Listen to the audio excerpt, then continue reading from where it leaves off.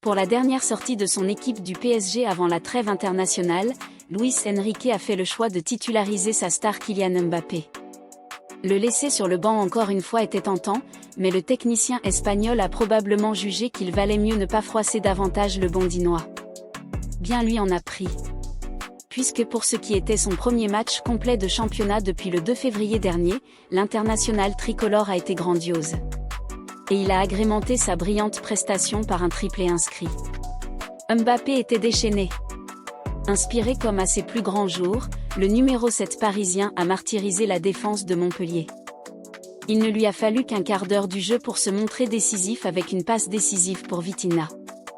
Étage 22 minutes seulement pour trouver le chemin des filets, signant à l'occasion son 170e but en 200 matchs avec Paris. Ce n'était qu'une mise en bouche de son show de la soirée. Au retour des vestiaires, et à l'image de toute son équipe, Mbappé est encore monté d'un ton.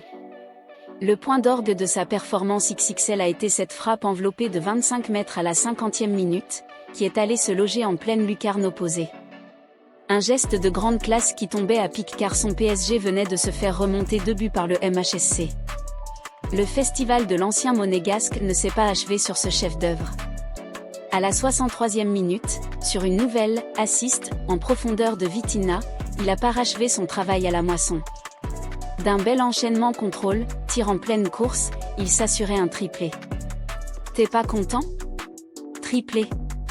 Ce triplé était symbolique parce qu'il s'agissait de son 9e dans l'élite française. Le dernier à avoir réussi cette prouesse, c'est Delio Oni il y a de cela 40 ans déjà. Il a en outre atteint le total de 188 buts en Ligue 1. Il est désormais le 8e meilleur réalisateur de l'histoire de ce championnat, en dépassant notamment l'illustre Fleury Dinalo.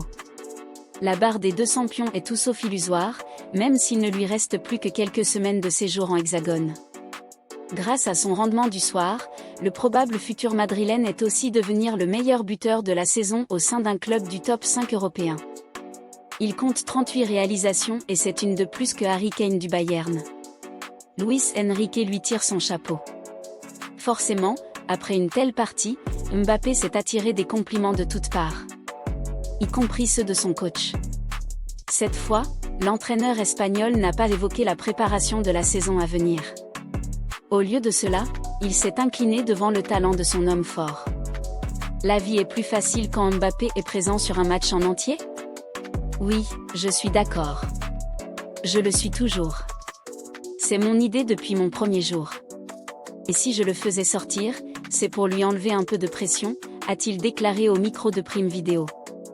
Avant de rejoindre l'équipe de France à Clairefontaine, Mbappé a bien pris le soin de récupérer le ballon du match. Il est aussi salué les supporters présents dans le parcage des visiteurs. Et au moment de rejoindre le vestiaire, il a donné une accolade à Luis Campos. Un geste qui laisse supposer que toutes les tensions de ces dernières semaines font à présent partie du passé.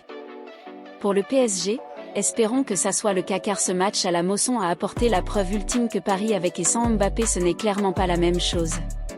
Si vous avez aimé cette vidéo et que vous souhaitez voir plus de contenu comme celui-ci, n'oubliez pas de vous abonner à notre chaîne.